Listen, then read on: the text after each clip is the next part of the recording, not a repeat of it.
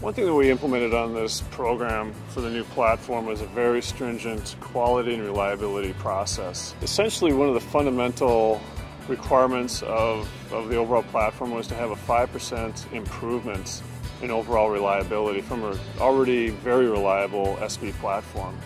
And the way we did this was essentially take, from a top-level perspective of 5%, we flowed that down to every component on the system.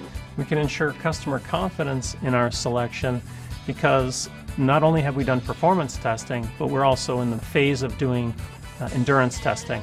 We have units that are running on water brake dynos in the lab, running 24 hours a day, 7 days a week, running a real-world simulation continuously.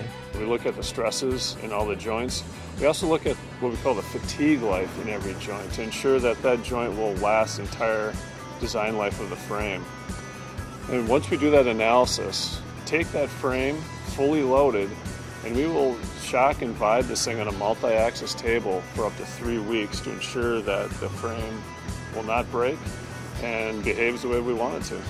We also have engines installed in refrigeration units that are running outdoors under all normal real-world conditions, where we can run the temperature of the room down to minus 30 degrees Fahrenheit, and we can run the temperature all the way up to 130 degrees Fahrenheit. When we design our field test, we look at different regions, everything from the desert to the Arctic, and we look at different applications, so fresh customers, frozen customers, specialty haulers, in order to really encompass the whole operating envelope. When you look at our field testing, is what we call it, we actually put these units in the customer's hands. And in order to do that, we have to have a very concise dealer network involved to make that happen. So we partnered with the various dealers that will be on the routes that will run these units. And what we've done is we've segmented the country into 5 to 6 different areas, or different zones, to make sure that we're testing all aspects that this unit will see. For example, we've got units running in Florida all the way up into Canada.